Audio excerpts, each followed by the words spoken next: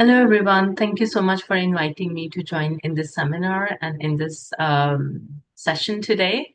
So my name is Dr. Gulnaz Anjum. I'm an associate professor of psychology here at the Department of Psychology in University of Oslo.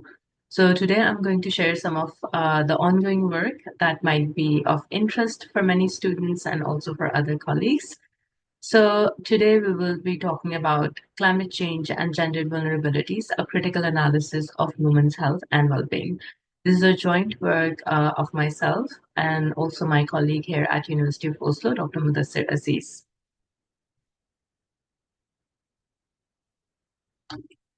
So today's agenda is that I'll be sharing a little bit of background work, why this sort of work is important, also what are the objectives for this particular research, some of the concepts and variables of interest that we have explored here, and also then finally about methods, some of the results, and discussion about this work. So regarding the background of this work, it's really at the intersection of climate change and women's health.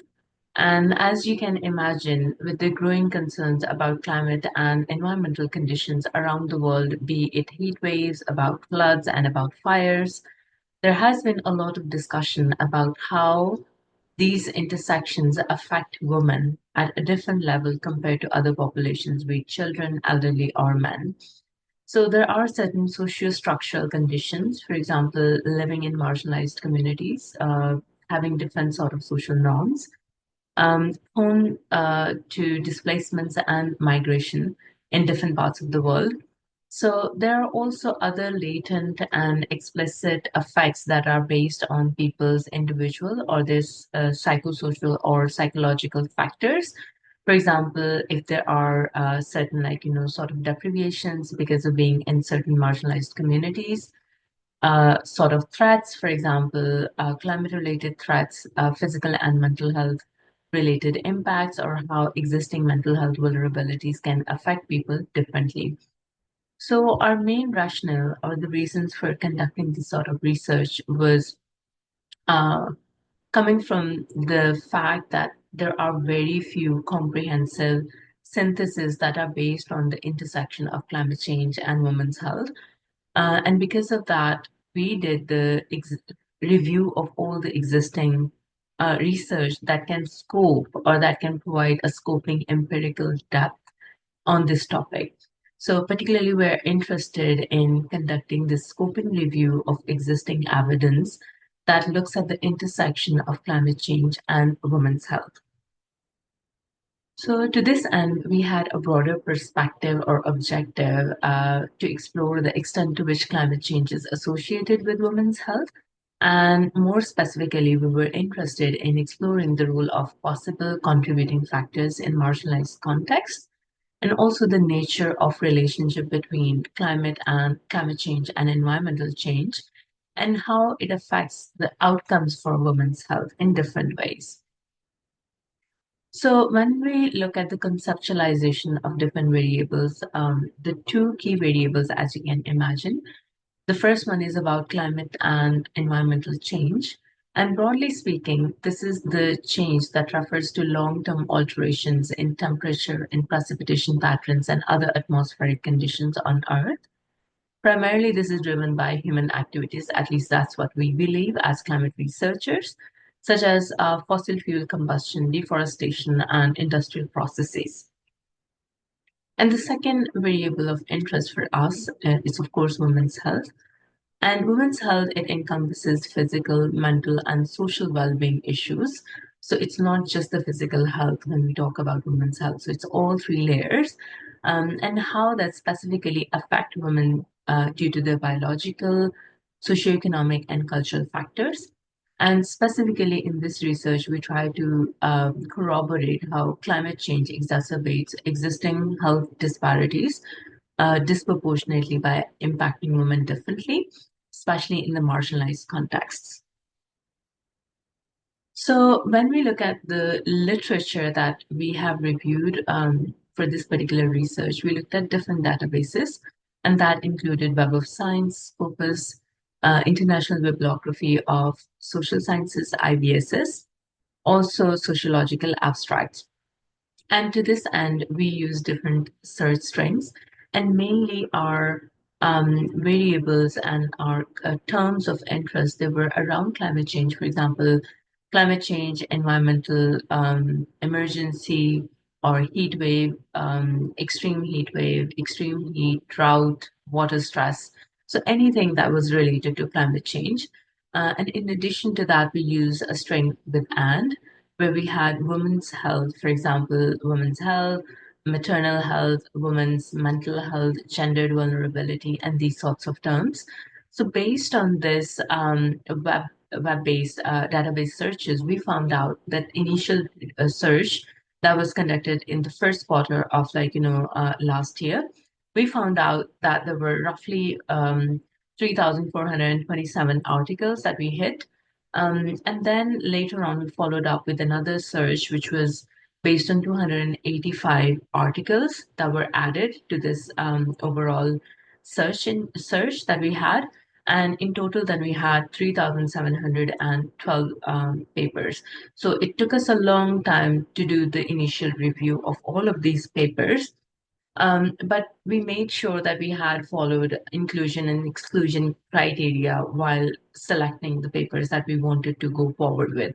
So, in the inclusion criteria, we had the papers that examine the relationship between climate change shocks or the threats and climate change and women's health, which is physical, mental, and social. And in addition to that, that followed certain structured study designs, for example, qualitative methods, quantitative methods, mixed methods, and even review articles wherever they were relevant. However, in the exclusion criteria, of course, we had anything that might be related but not directly linked to our variables of interest, right? So things, for example, non-climate related events, for example, earthquake, volcano eruptions, crime or land related conflicts, or general conflicts that were not directly related to climate change or women's health, all of those were excluded.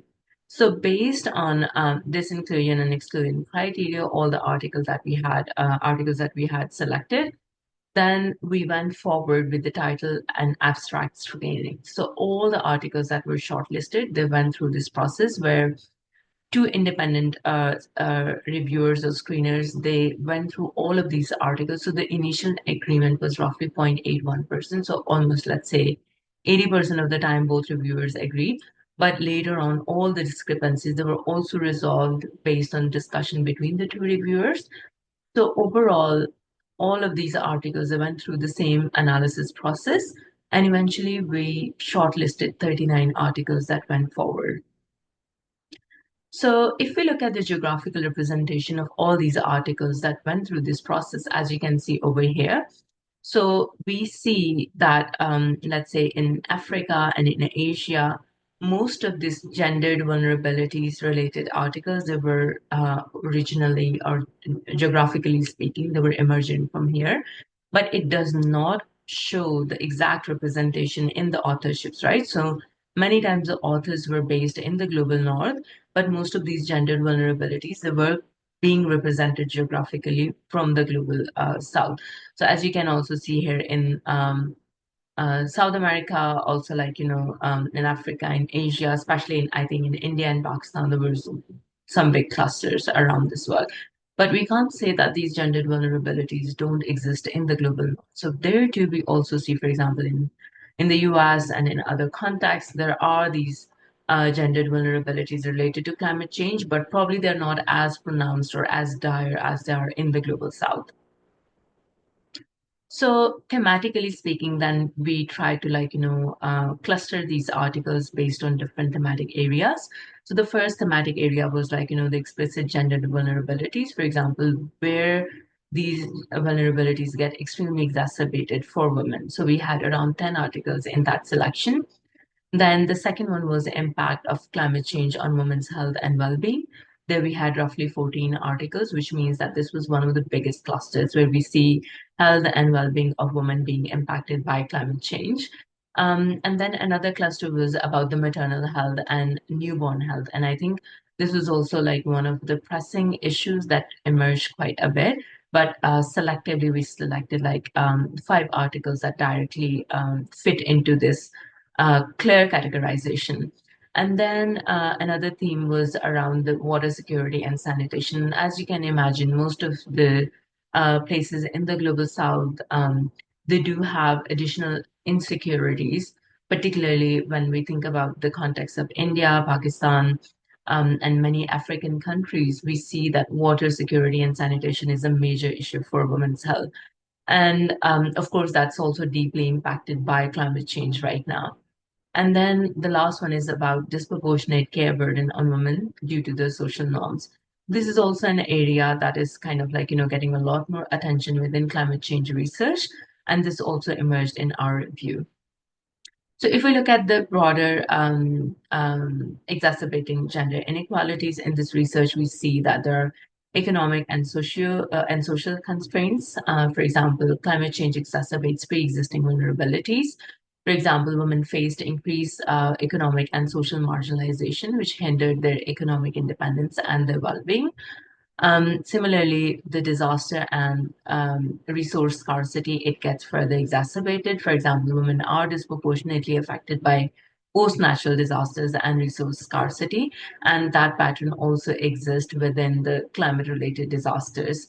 Similarly, we also saw that there were some regional impacts that were quite profound. For example, in the case of Bangladesh or Pakistan, particularly women who were in the informal settlements, they face increased violence, increased health and care-related burdens across the context.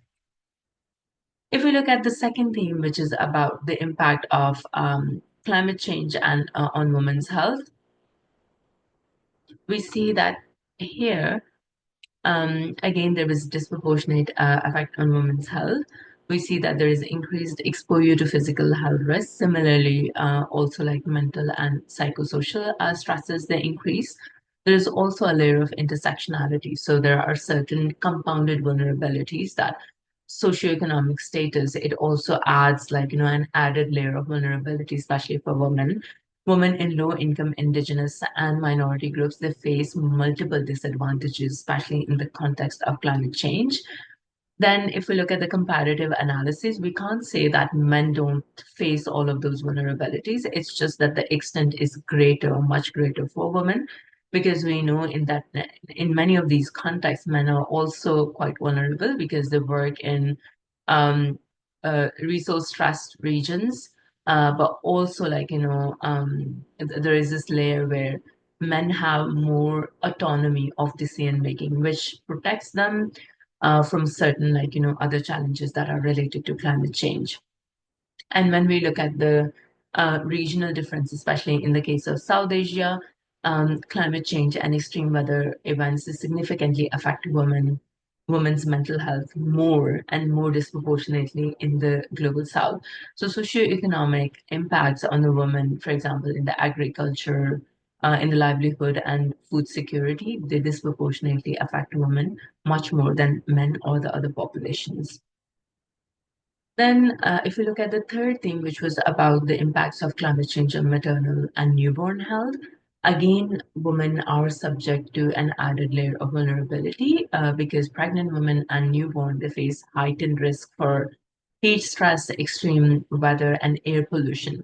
And now there is plenty of existing research that shows that neonatal health is particularly affected by dehydration and infectious diseases. And there is a lot of now research that also links it to the nutritional deficiencies and how climate change is probably going to be more associated with these nutritional deficiencies in certain regions. So health-related risks and outcomes, they become more dire, especially for maternal health, impacts how it is being linked to heat waves, the patterns of birth, low birth weight, and stillbirths. They are more associated with the heat and extreme heat.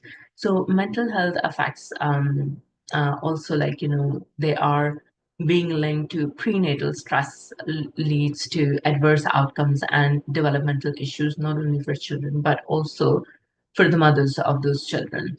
We also see similar regional impacts, for example, in South Asia, in Africa, and in South America, there is high neonatal mortality, which is being exacerbated by climate change, right?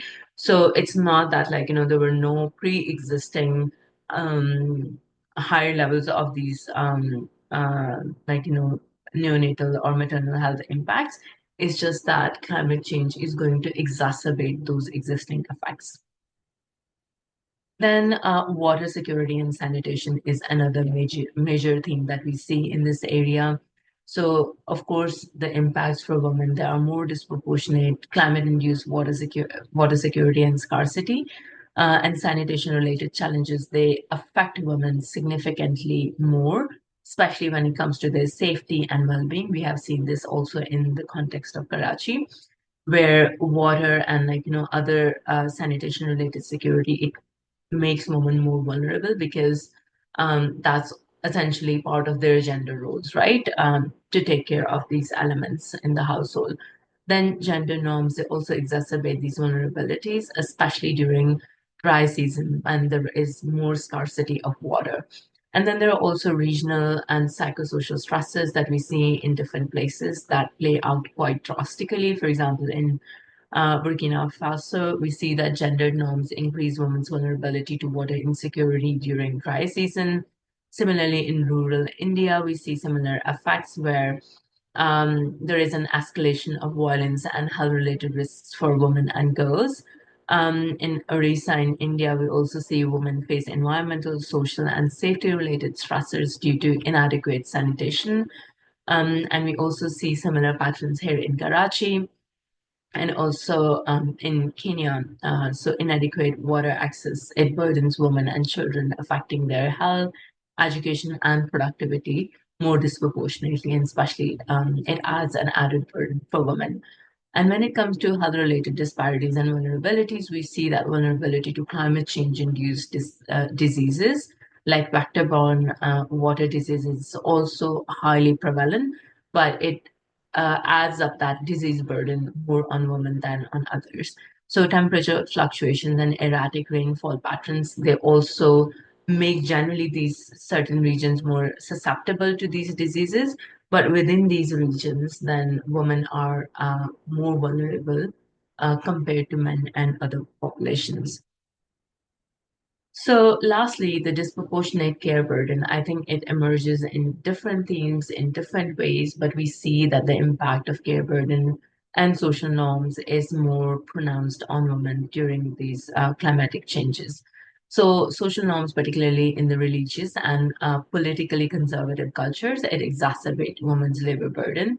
So, if we already have, let's say, existing patriarchal norms and culture where women are expected to, for example, spend more time in cooking, taking care of water and other sanitary issues in the household, then they're also being more exposed to those heat waves or also like those water related scarcity. So it adds their care burden to a different level or to a higher level. So climate change impacts agri-food value chains, further restricting women's access to resources, right? So globally speaking, when we look at the global south, women are still a big part of these agriculture-based economies. So women are also the first one that will be hit the hardest when it comes to livelihoods related outcomes, be it not only the care burden but also livelihood related outcomes.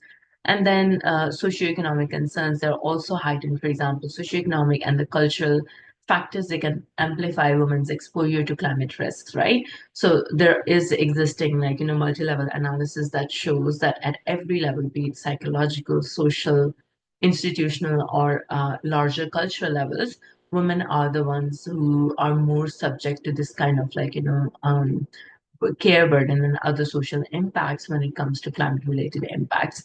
And women's economic and social rights, they decline in agriculture dependent, less democratic, and lower economic development states, right? So all these um, larger socioeconomic structures or systemic level impacts, they impact women more strongly in terms of climate related impacts. So with that, these were the five themes that we have seen in our analysis. So based on this, what we can advise is to look at the existing literature more critically, not only look at what are the psychosocial impacts that are there, but also look at these regional level analysis where we see that it's largely in the structures that women in certain regions, they are becoming more and more susceptible to different sort of impacts. So our own recent studies in Karachi, they show that um, the thermal temperatures, or like, the core temperatures of women bodies, they are higher because they are the ones who are around the stove or engaged in different, like, physical and cooking related activities at home in the immense heat, especially when we talk about extreme heat events like heat waves, right? So for future, this is what we recommend. And also I'll later on share a paper that specifically focused on, like, how to go forward with the findings that come from this sort of scoping review. So we need to look at the studies that can establish this sort of causality. Recently, for example, there is this really interesting research grant that's open for applications where researchers are being asked to establish this causality relationship between how heat waves are affecting women, not only, like, association wise, but also looking at the bidirectional effect. So does heat affect mental health impacts, or is it also mental health effects are exacerbated by heat, right? So there is also more need for inclusive policies and gender sensitive healthcare services. Um, because if we know that certain populations are more vulnerable, we need to provide more tuned in services. There needs to be enhanced access to resources and decision making for women. So, of course, like, it's harder to change the broader cultural norms, but it is really important to create those spaces, those resources for women to be more informed about, let's say, climate related impacts and how it affects their health and well being. There have to be more and more targeted interventions for climate resilience and health equity, especially that are focused on maternal health and women's health generally. Also, we need to have higher levels of advocacy for including women in decision making to reduce their vulnerability.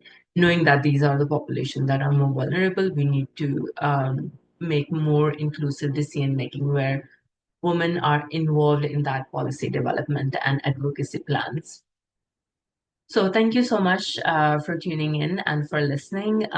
This is, as I said earlier, joint work of myself and Dr. Mudassar Aziz. If you would like to hear more about this work, please reach out to me at Gulnaz at psychology. Psychology is with Norwegian spelling, psychology .uio.no.